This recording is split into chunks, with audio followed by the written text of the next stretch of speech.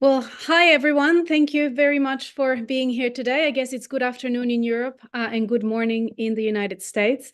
I am Federica Paddeu, and I'm one of the members of the board of the European Society of International Law. And I'm very happy to welcome you all to this event that is being co-organized by the American and the European Societies of International Law. It is part of ASIL's Global Engagement Series, and so my thanks go out to Britta and Julia for taking the lead in this effort and for their helpful assistance and coordination today. Now, the idea of the Global Engagement Series is to spotlight members of other international law-learned societies around the globe. And so when ASIL approached us at ESIL to suggest a name of a member of the society that we would like to highlight, we could not think of anyone better than Frederick Cowell, who is the winner of the 2023 ESIL Monograph Prize for his excellent book, Defensive Relativism, the Use of Cultural Relativism in International Legal Practice. Now, the jury of the European Society unanimously awarded Frederick this prize because the book, as they said, shed new light on a widely discussed topic, and it also brought to the old dichotomy of universalism and cultural relativism of human rights a novel approach, which is analytical rather than ideological. So today we will hear from Frederick about this book, and we will be joined by other members of the European Society who will be discussing this book with us. I will first introduce them all, and then I will hand over to Frederick to start us off with an introduction to this book. So let me start with Frederick himself. He is senior lecturer in law at the Faculty of Business and Law at Birkbeck College at the University of London. And his work focuses on international institutions and the application of international human rights law, as well as the theory of treaty law. To discuss his book, we have a rather esteemed panel today, which is composed of Professor Freya Baetens, who is Professor of International Law at the Faculty of Law in Oxford. She's also research director at the Oxford Human Rights Hub and a senior associate fellow at Pembroke College. She's a general public international lawyer, and as a member of the Brussels Bar is also regularly involved in legal practice. Professor Serena Forlati is Professor of International Law and head of the Department of Law at the University of Ferrara, and she's a member of the board of the Italian Society of International Law and EU Law and of the Italian Society for Studies on Mafias and Anti-Mafia. She's a generalist international lawyer who works on international courts and tribunals, international human rights law, and its interaction with international criminal law, the relationship between international law and domestic law as well. She is also one of the members of the jury who awarded Frederick the prize.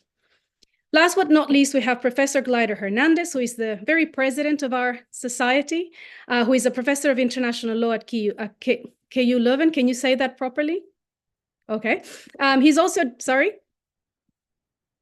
also general international law and the author of the excellent textbook, International Law, that I regularly assign my students to read. Before I hand over to Frederick, I just wanted to give you one more piece of information. We will have some 15 minutes at the end for a Q&A, but those of you who are joining live, if you would like to send questions, you can also use the Q&A chat function, and we will turn to it later. So having said all of that, Frederick, the floor is now yours.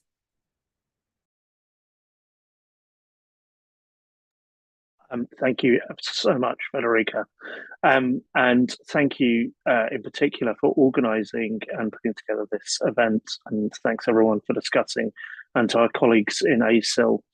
I suppose this being speaking at the American Society of International Law and trying to give context to this book, it's only appropriate to start with the famous quote from Mark Twain that rumours of my death have been greatly exaggerated. And that was the feeling I had when reading a 2007 article by Jack Donnelly, where he said that it felt justified in developing a somewhat greater account to the limits of universalism and universalism of human rights, because today few states directly challenge international human rights law and contend that large portions of the Universal Declaration do not apply to them.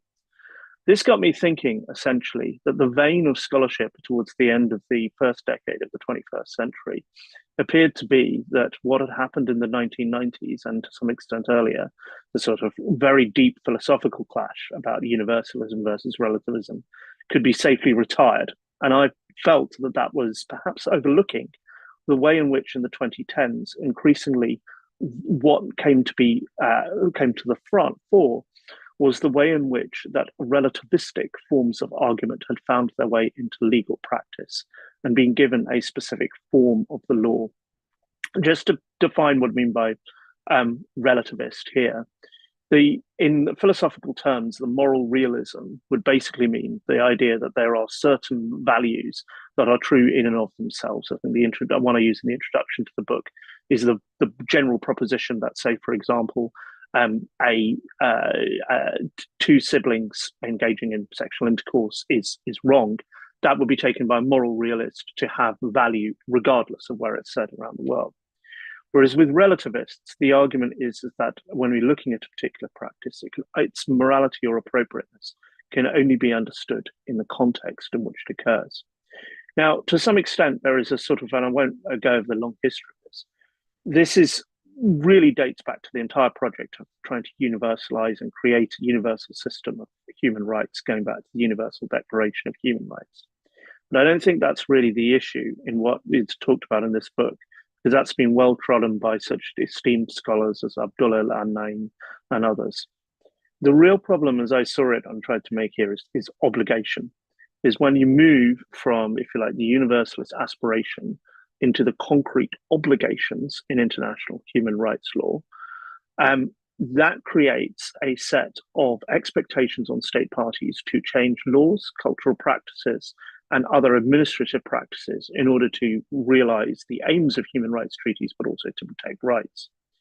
But then that comes the second stage itself, the argument that comes about what it means to fulfill an obligation and what happens when a state does not fulfill that obligation.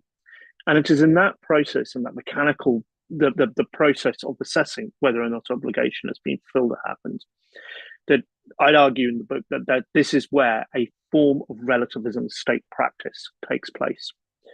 It has three elements to it, defensive relativism, and I chose the title defensive relativism from when working as an NGO. I saw a state making a relativist argument, claiming in particular that imprisonment of two consenting adult homosexual men was justified because it was an attack on traditional values. And that always struck me that essentially what was happening there was a claim that relativism acted as a defense to an aspect of international human rights law that the state party had a disagreement with.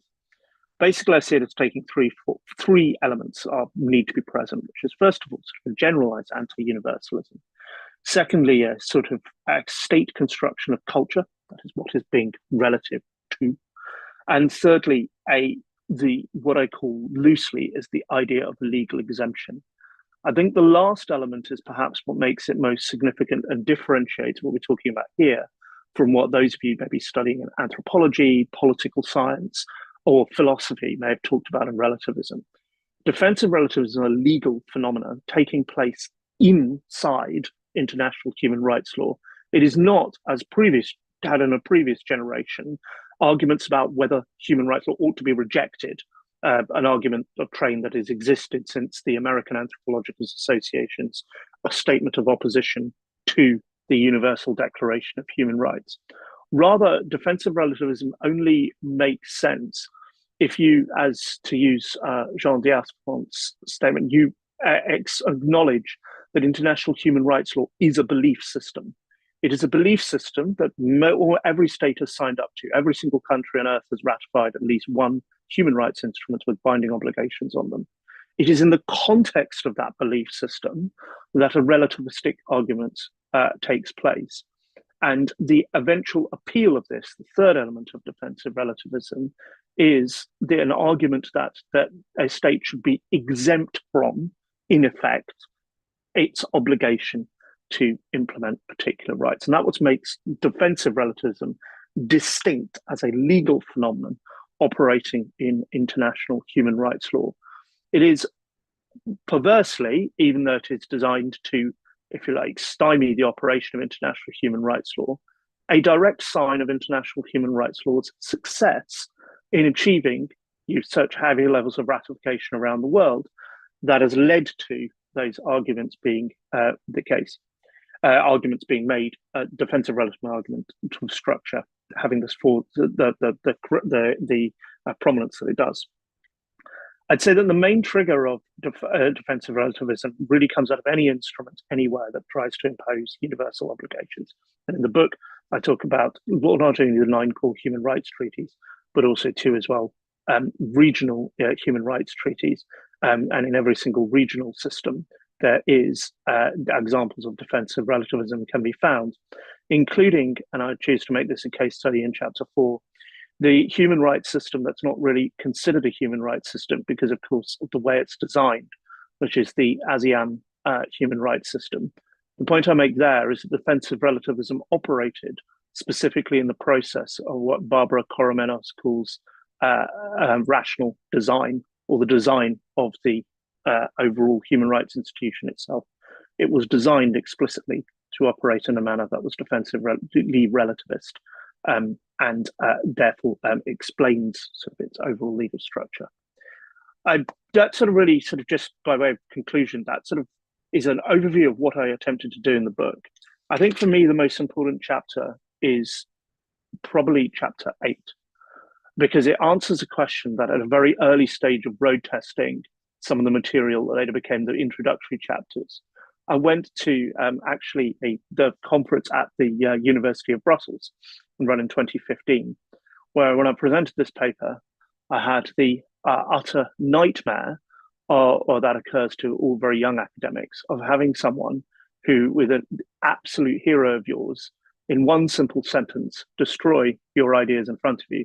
And that was the question from Marty Koskanimi, which said, "I believe you completely, but why should I care?" Chapter 8 is an answer, if you like, to the question that I think stuck with me about that. Because I think the reason why a practitioner or scholar of international human rights law should care is the end state that defensive relativists view international human rights law as ending up as. It's not only where you have an a la carte selection of values that maybe can be opted into states as they please, but also to one where the entire existence of obligations can be rendered increasingly uncertain. Furthermore, defensive relativism is not a project to reprioritize human rights law. It's a project for states specifically to argue that it should not apply to them because of political convenience. And I think that the reason I wanted to end there is I think that there's a sort of, there can be an element in which all of these discussions are seen through the prism of, well, maybe there is some other purpose to this. Whereas the purpose I wanted to stress quite clearly was that defensive relativism exists in order for states to defend themselves, because they recognize the importance of international human rights law, but at the same time find the obligations it imposes, for whatever reason, particularly difficult. Thanks, Federica. No, thanks to you, Frederick. That is the elevator pitch of what is a book rich in detail, but at the same time incredibly deep in terms of the concepts and philosophies that it engages with. Mm-hmm. So in order to structure the discussion, what we will do is we'll focus on the 3 central themes, if you will, that form part of this overarching argument that you're presenting. And so the first one that we will discuss is precisely this idea of the juxtaposition of cultural relativism and universalist aspirations of human rights. It is certainly the central theme, as I think of it, of the argument that you're putting forward. So it is useful for us to spend a bit of time on it. So why don't you start us out by developing a little bit what this theme is about in the book, and then we'll open up to our discussants to bring in their comments and their views on it. Thank you. Yeah, I think this is something I tackle in the first chapter. So like anti-universalism, or universalism itself, is, I think, much more of whilst it has a very deep ontology and to it, and I think that there is a very deep history running to this, I really don't think you can sort of contemplate what we mean by universalism now in international human rights law without starting roughly sometime in the sort of just before the end of the Second World War. And I've sort of pitched this as beginning around about 1941 with the Declaration of the United Nations by Franklin Roosevelt, largely because in that stage, rather than having a civilizational component to it, even though that was implied, it became very much an aim of which states were ought to aspire to. This then both helped promote human rights, but also had put one, sort of hamstring, tied one hand behind its back. Because at the same time as providing the imperative for making human rights universal and something like the UDHR and saying that it ought to be rights that protected everyone, it also, too, from the very beginning, raised the prospect that international human rights law was a political project about what was the ideal type of life. And that, I think, is perhaps that sort of underlying suspicion came to the fore in sort of around about what was the First World Conference on Human Rights in Tehran in 1968, where, if you like, the newly independent states specifically raised the fact that human rights was increasingly the idea of international human rights was of a lot less relevance to them because it proposed very different ways in which one ought to live, or where individuals, how individuals interests ought to be protected. But I think the other thing to be aware of, the sort of clash of universalism versus sort of a relativized concept of this, is that this occurs even at the regional level. And so many of the cases where we see a sort of pushback or a huge voluminous literature to backlash the European Court of Human Rights, some of that is directly dealing with the clash that it is inherent in the universaling aspirations of the European Convention of Human Rights, that there exists an appropriate vision of how societies ought to reach, and that it runs counter to the vision of state parties. I think that tension will always be there. It is somewhat insurmountable, and it comes into the idea that I think I take this from my PhD supervisor, the late Peter Fitzpatrick, who, after years of working in New Guinea, he had the idea that essentially the universal itself is already understood by the idea of what is outside, right?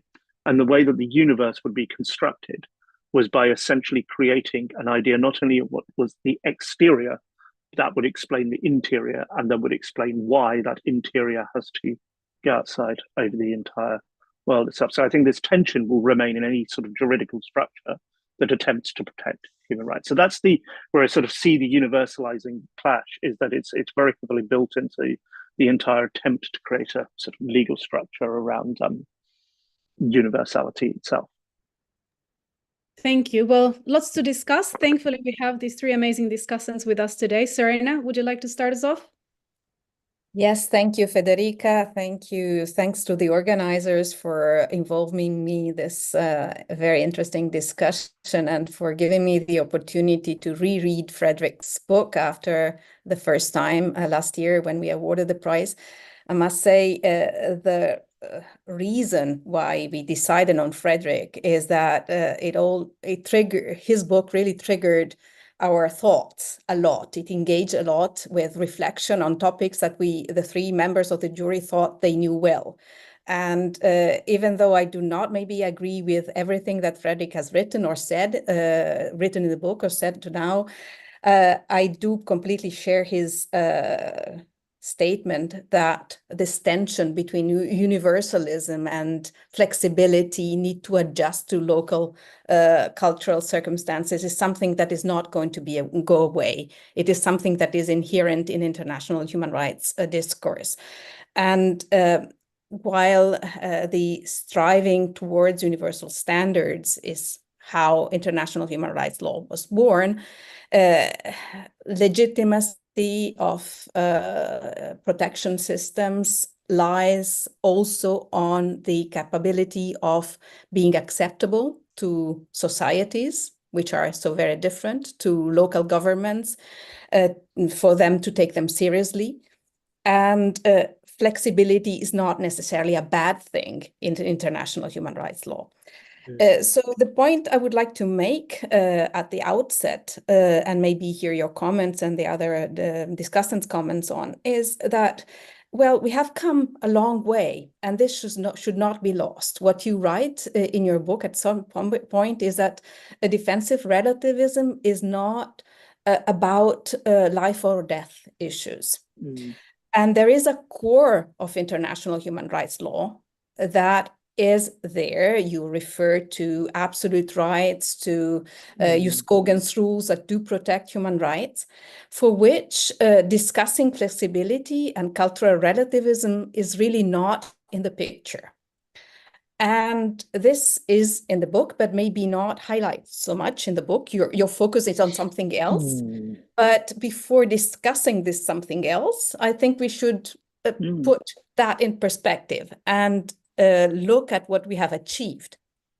This is not to say that defensive relativism doesn't at times attempt to go also, to strike the core of these core principles of international human rights law. So it's not to say that states do not attempt to disregard their obligations even when this core is at stake. But defensive relativism is more or less a negative phenomenon as you see it, as you perceive it. And it's probably correct to look at it this way. But there is also a fine line to keep in mind that separates defensive relativism in this negative form from a flexibility that makes human rights systems acceptable at the domestic level. And finding the balance is really a very delicate exercise. Where do we stop? Where does defensive relativism begin and needed flexibility stop? I think this is a very delicate question that needs new answer for each case, and you cannot have a single answer there. Also, we should always keep in mind that if homogeneity and the strive towards universality is taken maybe too far in a given moment, then this could give rise to backlash, which you also discuss in terms, for instance, of denunciation of treaties. Is this something that is ultimately beneficial when Venezuela or Trinidad and Tobago step out from the American Convention on Human Rights? Is this something that we really is to be better? And yes, and I will stop now. There are moments in which monitoring bodies need to say this is too much, but where that moment lies and where the balance lies in each instance is a very delicate issue. I think your book really brings back these topics and invites new reflections on this. So really thank you for writing it, and thank you also for the opportunity to discuss it with you. I can go on talking, but if the others want to step in, I will stop gladly. Freya, go ahead. Well, first of all, thank you so much for inviting me, Federica, and for all the work you did in organizing this. I know how busy you are, so that's really, really amazing. Good to see all of you. Good to see in particular you, Frederick. I was also very happy to have another look at the book. And Serena already made quite a number of points that I was hoping to raise, but I would like to just add two very short notes. One is a direct response to something you said, Frederick, in your introduction, sort of seeing human rights as a political project describing an ideal type of life. And sort of, I was just wondering, isn't this how you could define all laws? As in, it's a translation of our moral concepts into black letter rules. In that sense, human rights law is no different from traffic laws, I would argue. And then particularly, I've recently been looking, and I hope to make some comments on that later, into some European Court of Human Rights case law, where the court really searches for a European consensus to the European Convention of Human Rights. But if it can't find that, and it often can't find that, particularly when you talk about balancing of acts, balancing of rules, which personally I think that's where the real problem lies, not so much in the interpretation of one particular rule, or at least not only there, but particularly if you have two rights that you have to balance against each other, where states might make that balance in different ways.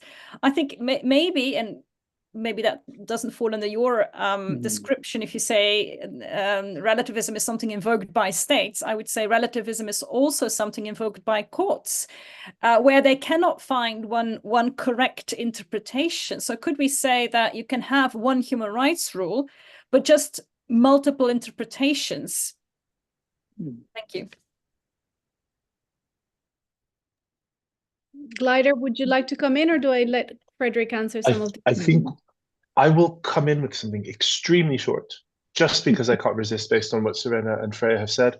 And you don't need to answer it, but I think it feeds into their wider discussion. And that is, this will also feed in when I lead sort of the comments on theme 2. But I have a question for you, Frederick, and I want to understand how you distinguish between universality and legal objectivity. And I think that frames the two interventions before, and it will feed into some of the things I'll talk about in modes and techniques. You don't have to answer it, but I think it goes in the same direction, so I thought I should say it. Would you like to come back with some responses, some thoughts, that last question has sort of caught me a little bit, and I'm going to do the coward's answer and say I really want to think about that question quite a bit, because essentially I took a very functional approach to universality in terms of, I said that this is what human rights instruments want to do, and this is the critique of what human rights instruments are trying to do, and sort of didn't really have to think that too heavily about the really interesting way in which you posed that question. But that is something I'd want to think about generally, because it also relates to what really interesting point that Freya said, which is that essentially really all law, especially law at the supranational level, at the international level, when it starts imposing obligations on states, is sort of in some way telling states what to do. And in the introduction to the book, I sort of give a series of examples from different contexts, from international criminal law, from international environmental law, where sort of relativistic objections really do form part of this.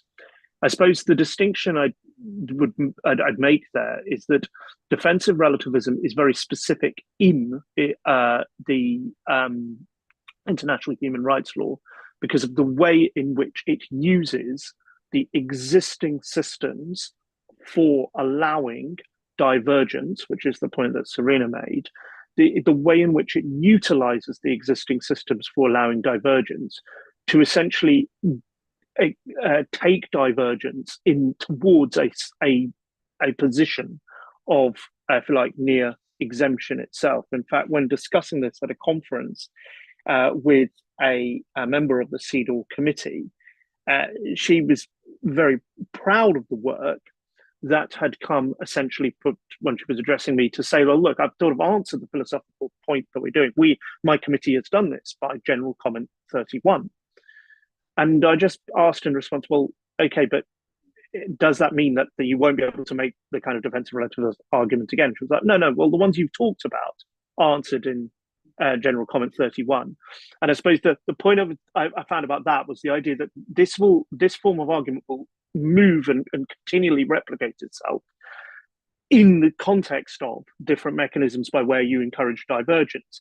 And eventually there will be, as I think Serena indicated, there will be ways in which practice will evolve, and it will come to that. The CEDAW committee has been able to resolve a number of things about reservations, about the way in which cultural interpretation goes, particularly about Article 5, by consistency of practice. That's been then reinforced by the UN Human Rights Council, and particularly in relation to other work I've done in the way that it's come up with states referring back to it in the Universal Periodic Review process. So that has hardened in particular ways that we know about now. But that doesn't mean there won't be another issue that might not come up to the fore specifically about the implementation of this. And again, it will be in that sort of running process of doing that. So I think it's that will continue to exist. I suppose I found it fascinating, Serena, the question that you asked about the core of human rights. And there's sort of two really interesting things I think about here, which I didn't have time to go into the book, but it still sort of bothered me a little bit, which is that, first of all, is the idea that certain things the sort of ways in which arguments have changed about human rights over time reflect that. So I think it was Sonia Cardenas who once identified there's sort of three types of arguments that you sort of states end up using: security arguments, exemption arguments that we're just different here, and the third type of argument, which is that there is a sort of non-compliance constituency, that people don't want it. And defensive relativism sort of fits between the sort of 2 and 3, generally speaking. That's the sort of motivation there. But I think the answer to like why is there respect for certain core rights? So everyone states will go, oh no, we don't want to torture anyone, but we do think that this sort of the idea of interpreting family life to encompass these people is a step too far. I think it's there's sort of the more cynical response of people will just use a different form of argument, which will be that this is about national security. So it's not necessarily that those rights are accepted, it's just there's a different type of argument.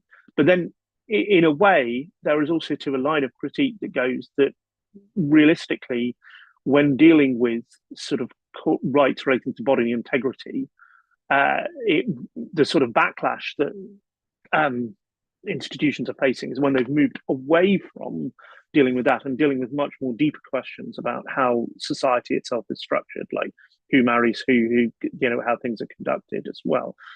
So the wave of backlash that came to the inter-American human rights system after the general comment on sexual orientation and gender identity is a really interesting case in point in terms of that.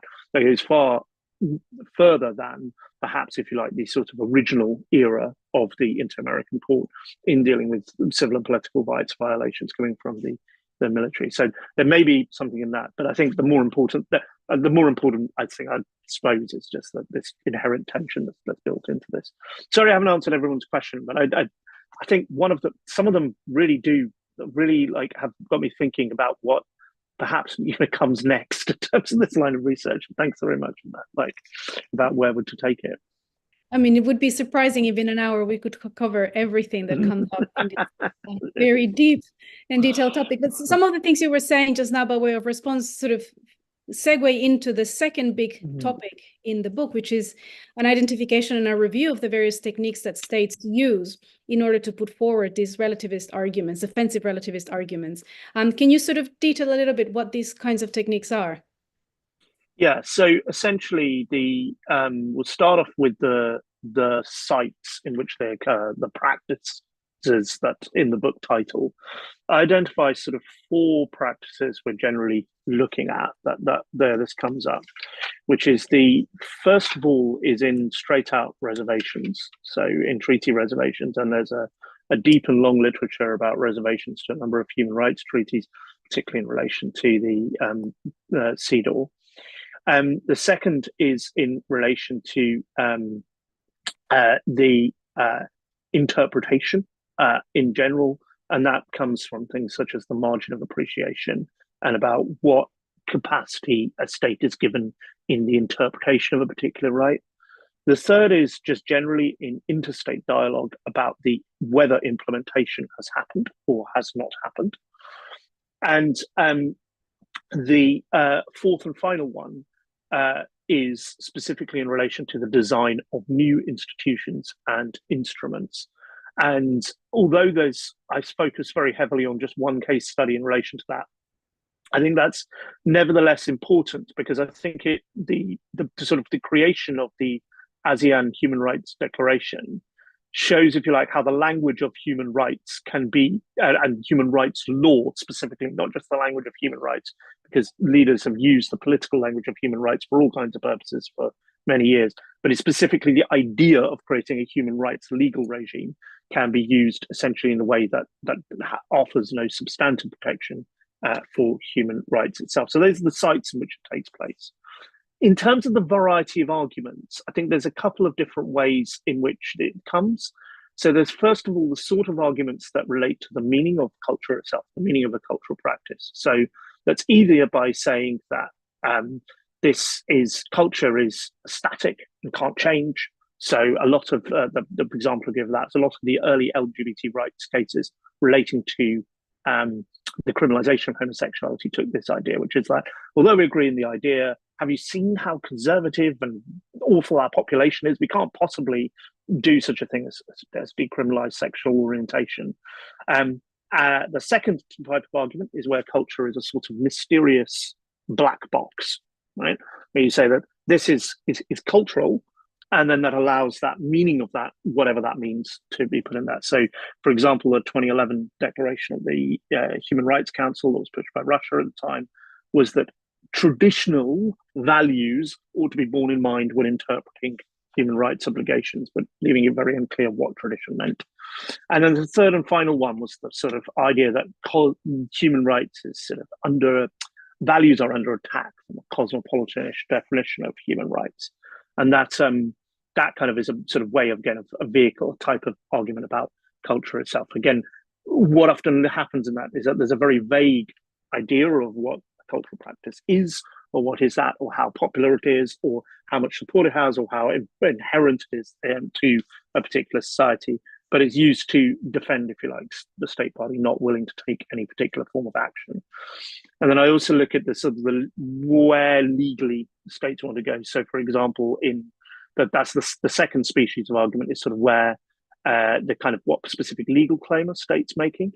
I think I identify 4 sort of types, which is sort of number one is that implementation is just impossible. So we just cannot do this because there is just a straightforward incompatibility. Number 2 was that the margin of appreciation should have a form of unrestrained width, right? So that essentially the kind of limits of what could be considered that a state could have in exercising and implementing a particular right ought to be of an unconstrained width. The third sort of argument relates to what exactly is how something should be interpreted in evolutive fashion, and that instead the definitions ought to remain fixed. Again, the example from the Inter-American Court that's quite common in this is that in a number of the LGBT rights cases I had at the Inter-American Court, this argument was made by state parties that essentially that the evolutive interpretations were diverging radically from what states had signed up to. And then the fourth variety is sort of the sort of reservations should again have a sort of where they put a black box is put there. So this is incompatible with culture. And that's perhaps one where there's been the most successful example of legal practice sort of trying to parameterize it, answering sort of Serena's question about how do you keep flexibility. And I think I think particularly in reservations, given the work that's come from the ILC and from other sorts of sources as well, thinking of Alan Pellet's work in this, there is now a far greater degree of coherency over that. So that's an example of, if you like, defensive relativism being contained and human rights practice being able to acknowledge cultural difference there. I think that's probably the most successful example to date there, whereas things such as, for example, surrounding the margin of appreciation are much more up in the air. That's a sort of overview of sort of the how, if you like. I think this section relates very much to like, how does this happen? And I think that's an overview of the how. Thanks, Frederick. That's very helpful to illustrate how states use these arguments. In terms of comments, Gleider, I think you had some key points to make here. Yes, I think I take the floor, and here I'll acknowledge that being on the eastern shores of the Atlantic, it's the end of the working day, and I think some of us have immediate obligations right after, including childcare. So I'm going to be efficient, I hope. And I think your clarifications are very welcome, Frederick, in this respect. But I'm going to make observations on your case studies because I see them as different sites and fora for the manifestation and play of the modes and techniques. And I'm glad that you led with the ASEAN point, because I think it is from the ASEAN point to a degree that I derived my question about universality versus objectivity. And it is what I found interesting in reading this was the extent to which ASEAN member states had debates inter se about how to preserve a common value, which was to them not Asian values, but rather a commitment to a specific form of state sovereignty as envisaged in a rather perhaps 19th century classical view of international law. But what I found in the way that you framed it as an entrenchment of defensive relativism, it left me a question, which was, why not have lex specialis? Is this simply a departure from the European inter-American systems and different regions can do different things? Or, and this is the question, is it a bulwark against universalist aspirations found in more multilateral initiatives? Was it a way to find a sort of hierarchical or horizontal way to state a position to weaken the universalist aspirations of the human rights treaties that many of these parties have signed up to. And in that sense, this will pivot to the question on the European Court of Human Rights and the way in which state secularism, religious accommodation, and other cases on multiculturalism have played out. And I certainly see and I understand the arguments being made on defensive relativism in that respect. But I have two observations for you, and one is as, despite my accent, a former British resident, a British citizen, and a Brexit refugee, but is the extent to which defensive relativism arguments are playing out with the current refugee crisis and the Conservative government. And do you consider these to be defensive relativist arguments, or are they something different?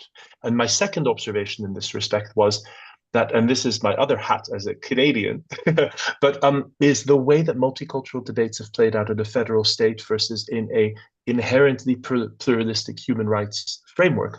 And that although we recognize the arguments, they're playing out in different fora. And there I really like the fact that you focus on the fact of sight, but I want to understand whether there is something international that frames defensive relativism differently than, for example, Quebec's arguments on distinct society, or Aboriginal Canadians making claims as to different cultural accommodations. And then I'm going to pivot, and then I'm done, on chapter 6. The big issue, I think, of resonance for international lawyers is the way the reservations regime plays out in CEDAW in relation both to the state and to the complaints mechanism, but also the way that other states are entering their reservations and the way that other states' views are taken into account. And here, I wonder what your reflections are on the wider question, and this again is about universality versus objectivity, on the extent to which recognition by other parties conditions whether there is an objective interpretation of the norm, and whether we're talking about formal universalism versus substantive objectivity. I'll stop there. Thank you. Okay, so maybe in the interest of time, so we have time to discuss also the third theme. Frederick, would you like to come in with some replies to Gleider, and then Serena and Freya, you can go to the next one? Absolutely. I want to lead with the question you said, first of all, about the sort of debates that are currently being had over immigration and whether that comes into sort of defensive relativism. I think an area where I'd want to take this research further is I'm already looking at, if you like, the sorts of things that are coming both with religious rights, particularly in relation to the cases involving the former government in Poland, and also to the sort of general secularism that's coming up in a number of the far right sort of cases associated with the far right that are going to the ECHR. But I also do think that with current immigration debates that will inevitably end up coming to a legal fora, there is an increasing fusion of the concept of security and culture itself. And I use, in the introduction to the book, the formula sort of set up by Cardenas, which I think Sonia Cardenas is a very distinguished human rights scholar of, and a scholar of the inter-American system, of, if you like, seeing the sort of different types of arguments that states make. But there is, I think, and I think that you raise an interesting point, is that there is increasingly this idea of fusing together both, if you like, security-orientated concerns, but also to a very deep sense that there are certain intrinsic values inside societies that are at risk of change from, if you like, phenomena such as immigration. And this is really clear in Ilyas and Ahmed and Hungary, in the responses that the Hungarians gave in the Grand Chamber decision, where there were quasi, if you like, the sort of, as well as security-ish related comments in relation to the Article 5 obligations, there were also so much deeper concerns that were raised politically about this, about where, if you like, the interpretation of how an Article 5, a policy to effect Article 5 would operate, would come in relation to a sovereigntized national culture. And I think that is something that I think really has to be done, because I'm aware, as my answer to Serena said earlier, that in the book I kind of boxed off that stuff to one side. But I think that the way that things are evolving now, there is definitely a case for looking at what you were talking about there, In terms of thank you for your comments on the chapter 4, because I think there is a really interesting point that a special edition of the Journal of Human Rights, celebrating like 10 years of the ASEAN Declaration, made basically the point that you're saying, and I think this is made very much by Antila Angolis, who him and I have disagreed on this before, which is sort of like, well, why not just accept that in particular, the clauses that are built into the ASEAN Declaration saying that states almost have an unlimited cultural sort of margin of appreciation to say that, even if the committee was allowed to interpret, this is the point I make, even if the ASEAN Human Rights Committee could get an individual application for it, like in the Inter-American Court, like the way they'd have to interpret it would be to acknowledge that state culture takes preference over anything else. Right? That's built into the structure of the declaration. I think it's an interesting challenge. Why not say that it's essentially a lex specialis, right? Say that you essentially have that. I think that there's sort of two reasons that I think where it gets difficult in that sense. The first is the sort of reasons that came up in the that I think were raised in the Koskanemi fragmentation report about a decade earlier, about some of the things that were being said about what the problem would have in terms of raising, if you like, you had specialized versions of international human rights law and how that might end up threatening the sort of normative political significance of human rights. The second, I think, is much more tied up with the nature of the ASEAN Declaration itself, is that it was very much, I think, built around this process of formal bureaucratic integration, moved from an unincorporated association to a formal, trying to essentially create a formal legal structure themselves. And it was sort of said, well, we need a human rights instrument. But my God, we don't want to actually have a human rights instrument. And I think that tension is one where I think there was a much more of a calculated design about the outcome rather than necessarily reflecting the principles.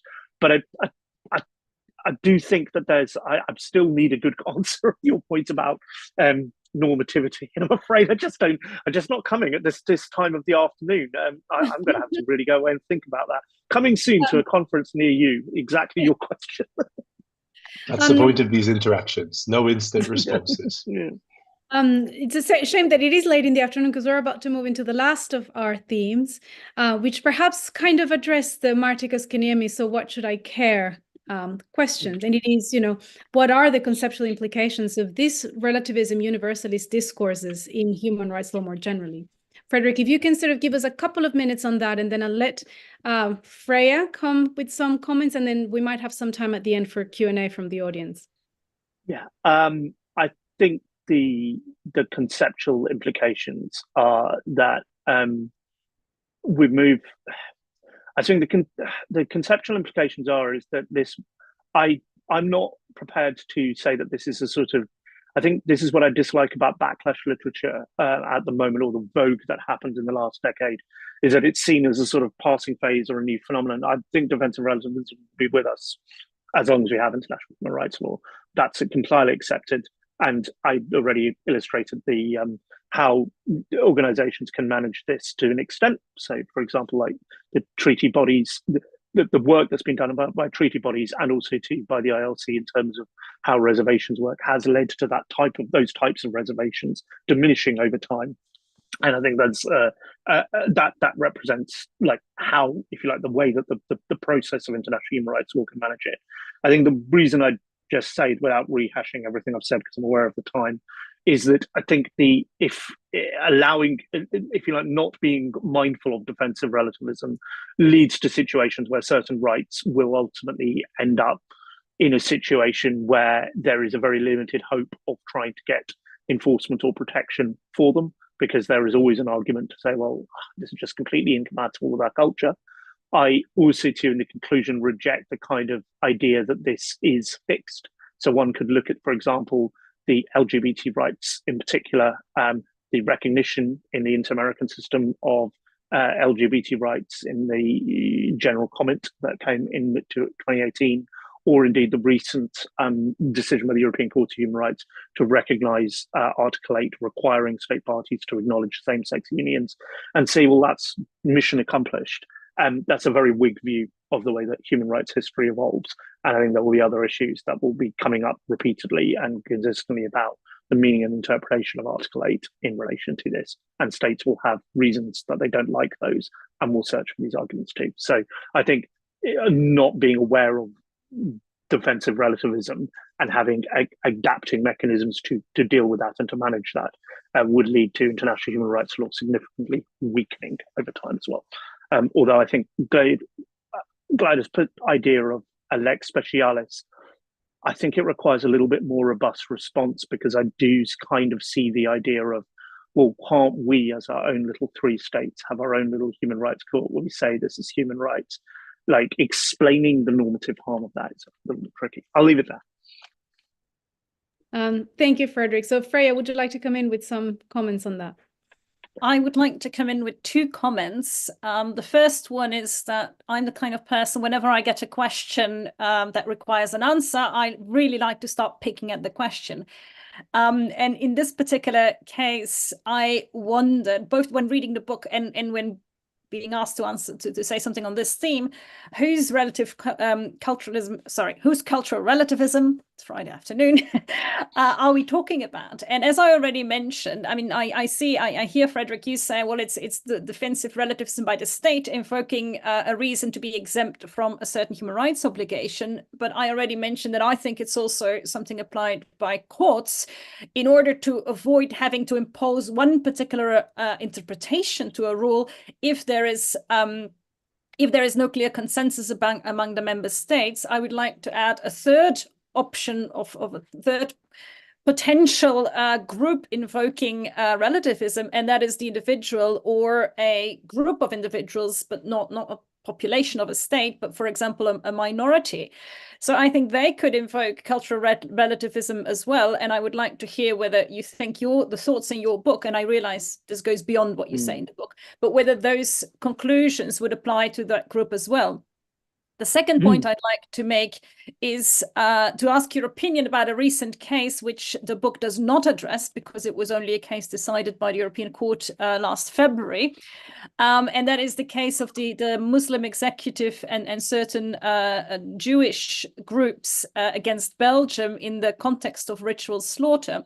And that kind of case illustrates what I said earlier with regard to, I think, cultural relativism can carry particular implications when we're talking about balancing 2 rights rather than the interpretation of one single right. So for those that do not know the case very briefly, the Belgian regions of Flanders and Wallonia adopted decrees that mandate that animals cannot be slaughtered without being stunned. An exemption was allowed for hunting, fishing, and pest control.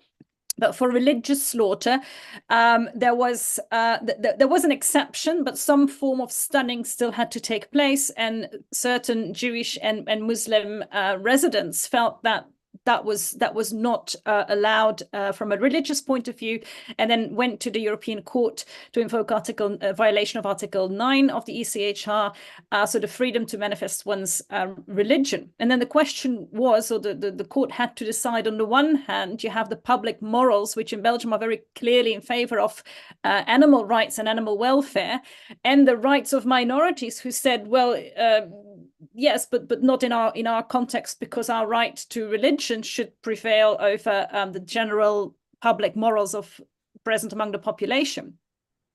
Now, I thought what was interesting in that context was, well, first of all, you have a question of hierarchy of human rights norms, but also Belgium claimed that on the one hand, or firstly, animal welfare is a legitimate aim in a democratic society, but it also engaged in a discussion as to whether stunning was really prohibited under certain religious norms, yes or no.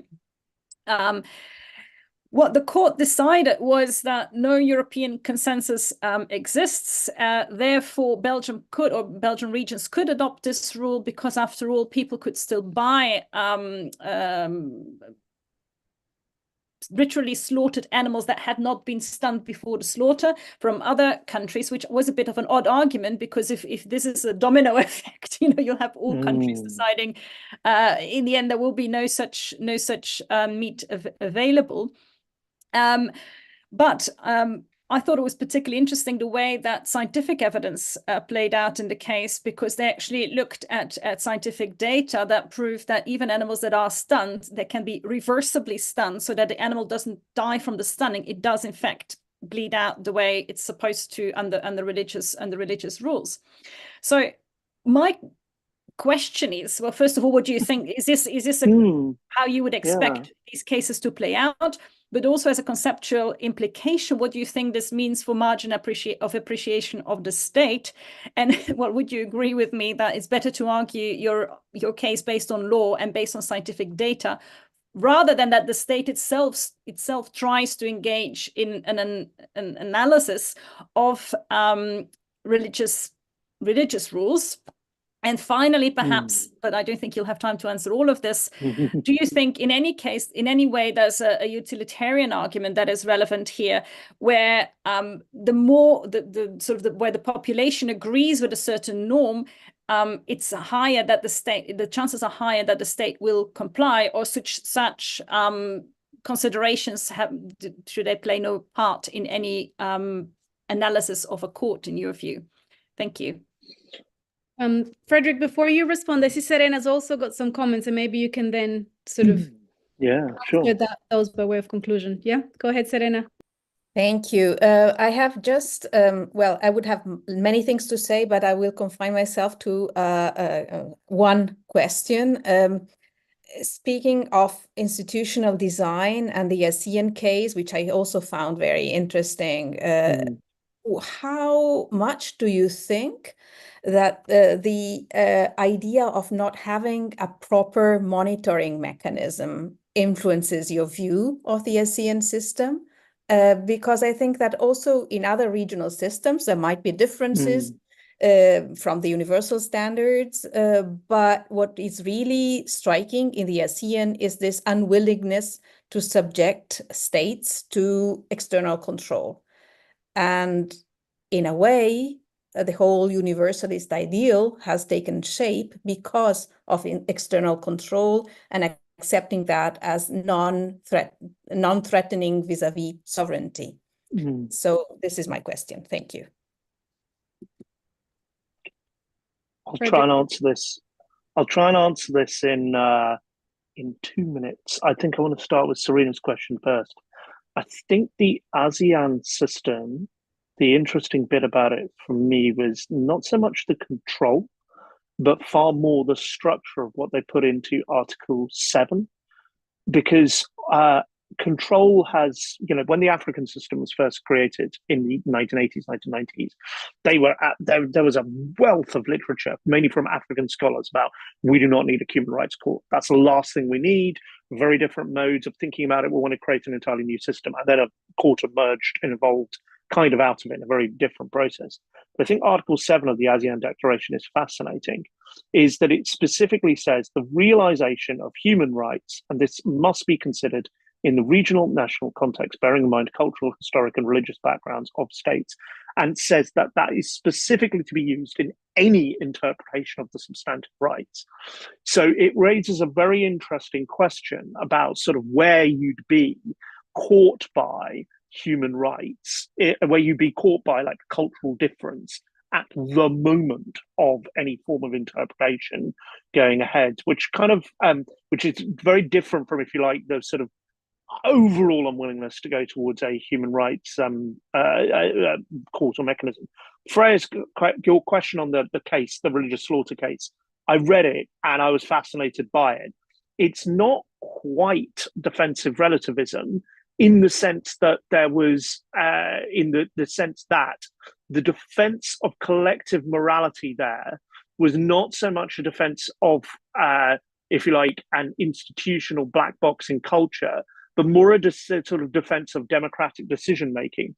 But I think the point you're raising is absolutely fascinating because, of course, where those lines blur between one another raises a whole load of different issues in terms of how the two things overlap between each other, and the sort of relatively porous nature between the two of them, I think is one that I think just needs an entire look at itself. I admit, I was doing something else at the time and I read the Ridge case. I was like, oh heck, I really have to think about this quite carefully. And I've not really come up with it, because you're right, actually. The idea of a scientific form of morality is absolutely fascinating at that stage, because then it raises the construction of like, what is going to be the true construction of what morality is, and also too as well, what if in the future, say a state party has sort of read what I've said about defensive relativism and goes, actually, when we're defending state culture, everyone agrees about it. It has these 4 features. Doesn't matter, right? Objectively, I can prove that this is exactly how human rights law ought to be done. With look at these 15 opinion polls that I've got, and look at this work that this person's done and this person's done, and whether that becomes a way round, if you like, the question of what is moral in international human rights law. Like, I think that you're right. That probably does pose a new frontier of like the science of morality, which I apologize for any philosopher listening on this. You must be thinking, what on earth do you mean? But it may be a way that courts just go, hey, this is the easiest way to settle the interpretation of this, is to turn the determinant of morality into a social science or an interpretation of biological science, and just leave it at that. Experimental moral philosophers might be happy about that last reference. So remarkably, it has already been an hour. It hasn't felt like this because the themes that we have discussed are so interesting and so fascinating and also so topical. So thank you very much to the discussants, Serena, Freya, and Gleider. Thank you very much. And to you, Frederick, not just for joining us today, but for this wonderful book that has really, as you can see, elicited a lot of thoughts that I'm not sure are ideal for a Friday afternoon, but we'll think about them again on a Monday morning. So in the meantime, there are no questions in the Q&A box. So we've taken all of the time that we had. Anyone can buy your book ideally and read it if they're interested in it, and please engage in this conversation further. Thank you very much to the ASIL team for putting this together and for inviting us to be a part of this joint event. It is excellent to be able to coordinate and to cooperate even across the Atlantic. Thank you very much, and everyone have a good weekend.